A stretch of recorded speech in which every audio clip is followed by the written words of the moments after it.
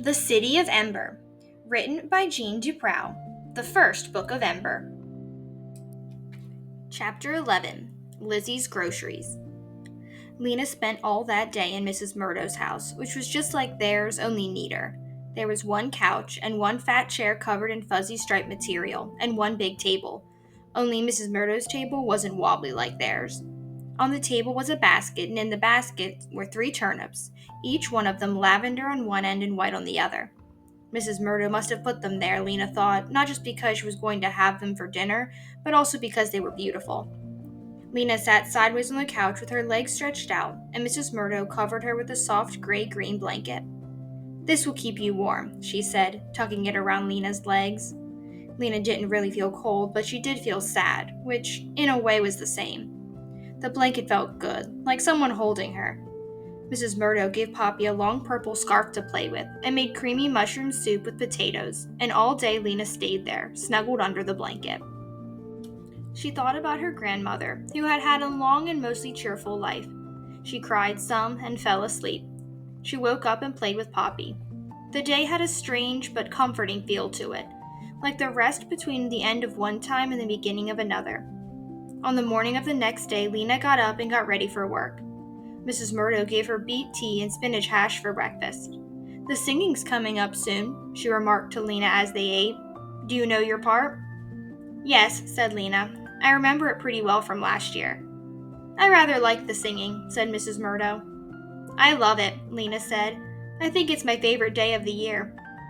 Once a year, the people of the city came together to sing the 3 great songs of Ember. Just thinking of it made Lena feel better. She finished her breakfast and put on her red jacket. "Don't worry about Poppy, I'll take care of her," said Mrs. Murdo as Lena headed for the door. "When you come back this evening, we'll talk about how to proceed." "Proceed?" said Lena. "Well, you can't live by yourself, just the 2 of you, can you?" "We can't?" "Certainly not," said Mrs. Murdo sternly. "Who's going to take care of Poppy while you go off delivering messages? You must move in here with me. I have an empty bedroom after all, and quite a nice one. Come and look." She opened a door at the far end of the living room, and Lena peeked in. She had never seen such a beautiful, cozy room. There was a big, lumpy bed covered with faded blue blankets, and at the head 4 plump pillows. Next to the bed was a chest of drawers with drawer handles shaped like teardrops and a mirror attached to the top. The carpets on the floor were all different shades of blue and green, and in the corner was a sturdy square table and a chair with a back like a ladder. "This will be your room," said Mrs. Murdo. "Yours and Poppy's. You have to share the bed, but it's big enough." "It's lovely," said Lena. "You're so kind, Mrs. Murdo." "Well," said Mrs. Murdo briskly, "it's just common sense. You need a place, I have one. You go on now, and I'll see you this evening." 3 days passed since Lena and June had seen the man in the pipeworks, and there hadn't been any special announcements. So if that man had discovered a way out of Ember, he was keeping the news to himself. Lena couldn't understand why. As Lena ran through the city with her messages on her first day back to work, it seemed to her that the mood of the people was even gloomier than before. There were long silent lines in the markets and knots of people gathered in the squares, talking in low voices. Many shops, more each day it seemed, displayed signs in their windows saying closed or open Monday, Tuesday only. Every now and then, the lights flickered, and people stopped and looked up in fright. When the flickering ended and the light stayed lit, people just took a breath and walked on. Lena delivered her messages as usual, but inside she felt strange. Everywhere she ran, she heard the same words like a drum beat in her mind. Alone in the world, alone in the world. It wasn't exactly true. She had Poppy, she had friends, and she had Mrs. Murdo, who was somewhere between a friend and a relative. But she felt as if she had gotten older in the last 3 days. She was sort of a mother herself now. What happened to Poppy was more or less up to her. As the day went on, she stopped thinking alone in the world and began thinking about her new life at Mrs. Murdo's. She thought about the blue-green room and planned how she would arrange her pictures on the walls. The one she'd drawn with her blue pencil would look especially nice because it would match the color of the rugs. She would bring her pillows from home and add them to the ones on the bed, and then she'd have 6 all together.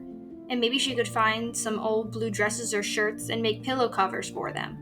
The blue-green room, the orderly apartment, the meals cooked, and the blankets tucked in cozily at night, all this gave her a feeling of comfort, almost luxury. She was grateful for Mrs. Murdo's kindness. I'm not ready to be alone in the world, she thought. Late that afternoon, Lena was given a message to take to Lampling Street. She delivered the message, and as she was coming back out the door, she caught sight of Lizzie coming out of the door of the supply depot. Her orange hair was unmistakable. "Lizzie!" Lena called out. Lizzie must not have heard her. She kept on going. Lena called again. "Lizzie, wait!" This time it was clear that Lizzie heard her, but instead of stopping, she walked faster. What's the matter with her? Lena wondered. She ran after her and grabbed the back of her coat. "Lizzie, it's me!" Lizzie stopped and turned around. "Oh," she said. Her face was flushed. "It's you! Hi! I didn't realize it was you." She smiled brightly, but there was a distracted look in her eyes. "I was just going home," she said. Her arms were wrapped around a small bulging sack. "I'll walk with you," said Lena. "Oh," said Lizzie. "Oh, good." But she didn't look pleased. "Lizzie, something sad has happened," Lena said. "My grandmother died." Lizzie gave her a quick sideways glance, but she didn't stop walking. "That's too bad," she said absently. "Poor you." What was wrong with her? Lizzie was ordinarily so interested in other people's misfortunes. She could be sincerely sympathetic too when she wasn't wrapped up in her own troubles. Lena changed the subject. "What's in the sack?" she asked. "Oh, just some groceries," said Lizzie. "I stopped at the market after work." "You did?" Lena was confused. She had seen Lizzie not 2 minutes ago leaving the storeroom office. Lizzie didn't answer. She began walking and talking quite fast. "It was so busy at work today. Work is so hard, isn't it, Lena? I think work is much harder than school and not as interesting. You do the same thing every day. I get so tired, don't you, running around all day?" Lena started to say that she liked running and hardly ever got tired, but Lizzie didn't wait for her to answer. "Oh, well, at least there are some good things about it. Guess what, Lena? I have a boyfriend. I met him at work. He really likes me. He says my hair is the exact color of a red-hot burner on a stove." Lena laughed. "It's true, Lizzie," she said. "You look like your head is on fire." Lizzie laughed too, and lifted one hand to fluff her hair. She puckered her lips and fluttered her eyelashes. "He says I'm as beautiful as a red tomato." They were crossing Torek Square now.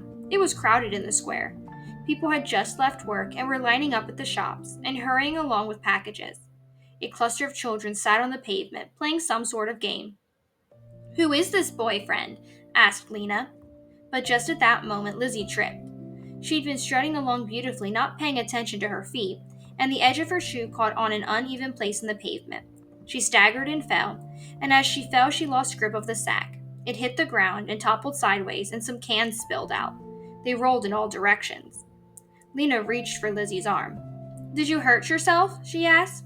But Lizzie went scrambling after the cans so quickly, it was clear she wasn't hurt. Wanting to help, Lena ran after the cans too. Two had rolled under a bench. Another was going towards the children, who were on their feet now, watching Lizzie's wild spider-like motions. Lena picked up the cans under the bench, and for a second, her breath stopped. One of them was a can of peaches.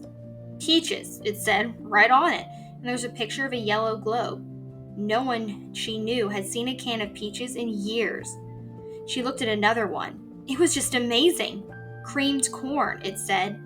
Lena remembered having creamed corn once, as a thrilling treat when she was 5 years old. There was a shout, and she looked up. One of the children picked up the can. "Look at this!" he cried, and the other children gathered around him. "Applesauce," he said, and the children murmured, "Applesauce? Applesauce?" as if they'd never heard the word before. Lizzie was on her feet. She had all the cans except the two in Lena's hands and the one that the child had picked up. She stood there for a moment, her eyes flicking back and forth from Lena to the children. Then she smiled, a bright, fake-looking smile. "Thanks for helping me," she said. "I found these on the back shelf at the market. What a surprise, huh? You can keep those." She waved the back of her hand to the children and waved again at Lena, and then took off, holding the sack by its neck so it hung beside her and banged against her legs. Lena didn't follow her. She walked home thinking about Lizzie's sack of cans. You simply did not find cans of peaches and applesauce and creamed corn on the back shelves of the markets. Lizzie was lying. And if the cans hadn't come from a market, where had they come from? There was only one answer. They had come from the storerooms. Somehow Lizzie had gotten them because she worked in the storeroom office. Had she paid for them? How much? Or had she taken them without paying? Mrs. Murdo had cooked a dinner of beet and bean stew for them for dinner. When Lena showed her the 2 cans, she gasped in astonishment. "Where did you get these?" she asked. "From a friend," said Lena. "And where did your friend get them?" Lena shrugged. "I don't know." Mrs. Murdo frowned slightly but didn't ask any more questions. She opened the cans and they had a feast. Creamed corn with their stew and peaches for dessert. It was the best meal Lena had had in a very long time. But her enjoyment of it was tainted just a little by the question of where it had come from. The next morning, Lena headed for Broad Street. Before she started delivering messages today, she was going to have a talk with Lizzie. She spied her a half a block from the storeroom office. She was sauntering along and looking in shop windows. A long green scarf was wound around her neck. Lena ran up swiftly behind her. "Lizzie," she said. Lizzie whirled around. When she saw Lena, she flinched. She didn't say anything. She just turned around and kept walking. Lena caught hold of one of the ends of the green scarf and jerked Lizzie to a halt. "Lizzie," she said, "stop." "What for?" Lizzie said. "I'm going to work." She tried to pull away, but she didn't get far, because Lena had a firm grip on her scarf. Lena spoke in a low voice. There were people all around them. A couple of old men leaning against the wall, a group of chattering children just ahead, workers going into the storerooms, and she didn't want to be overheard. "You have to tell me where you got those cans," she said. "I told you. I found them on the back shelf at the market. Let go of my scarf." Lizzie tried to wrench the scarf out of Lena's hand, but Lena held on. "You didn't," Lena said. "No market would just forget about things like that. Tell me the truth." She gave a yank at the end of the scarf. "Stop it!" Lizzie reached out and grabbed a handful of Lena's hair. Lena yelped and pulled harder on the scarf, and the 2 of them scuffled, snatching at each other's hair and coats. They knocked against a woman who snapped at them angrily, and finally they toppled over, sitting hard on the pavement. Lena was the first one to laugh. It was so much like what they used to do for fun, chasing each other and screaming with laughter. Now, here they were again, nearly grown girls sitting in a heap on the pavement. After a moment, Lizzie laughed too. "You dope," she said. "All right, I'll tell you. I sort of wanted to anyway." Lizzie leaned forward with her elbows on her knees and lowered her voice. "Well, it's this," she said. "There's a storeroom worker named Looper. He's a carrier. Do you know him? He was 2 classes ahead of us. Looper Windley." "I know who he is," said Lena. "I took a message for him on my first day of work. Tall, with a long skinny neck, big teeth, funny looking." Lizzie looked hurt. "Well, I wouldn't describe him that way. I think he's handsome." Lena shrugged. "Okay, go on." "Looper explores the storerooms. He goes into every room that isn't locked. He wants to know the true situation, Lena. He's not like most workers, who just plod along doing their jobs and go home. He wants to find things out." "And what has he found out?" Lena asked. "He's found out that there's still a little bit left of some of those rare things. Just a few things in rooms here and there that have been forgotten. You know, Lena," she said, "there are so many rooms down there. Some of them, way out the edges, are marked empty in the ledger book, so no one ever goes there anymore. But Looper found out that they're not all empty. So he's been taking things. Just a few things and not often." "And he's giving some to you?" "Yes, because he likes me." Lizzie smiled a little smile and hugged her arms together. "I see," Lena thought. "She feels that way about Looper." "But Looper's stealing," said Lena. "And Lizzie, he isn't just stealing things for you. He has a store. He steals things and sells them for huge prices." "He does not," said Lizzie, but she looked worried. "He does, I know, because I bought something from him just a few weeks ago. He has a whole box of colored pencils." Lizzie scowled. "He never gave me any colored pencils." "He shouldn't be giving you anything or selling things. Don't you think everyone should know about this food he found?" "No," Lizzie cried. "Because listen, if there's only 1 can of peaches left, only 1 person gets to have it, right? So why should everyone know? They just end up fighting over it. What good would that be?" Lizzie reached out and put a hand on Lena's knee. "Listen," she said, "I'll ask Looper to find some good stuff for you too. I know he will if I ask him." Before she had time to think, Lena heard herself saying, "What kind of good stuff?" Lizzie's eyes gleamed. There's 2 packages of colored paper, he told me, and some cough medicine, and there's 3 pairs of girls' shoes. It was treasure. Colored paper and cough medicine to cure sickness, and shoes? She hadn't had new ones for almost 2 years. Lena's heart raced. What Lizzie said was true. If everyone knew there were these wonderful things in the storerooms, people would fight each other trying to get them. But what if no one knew?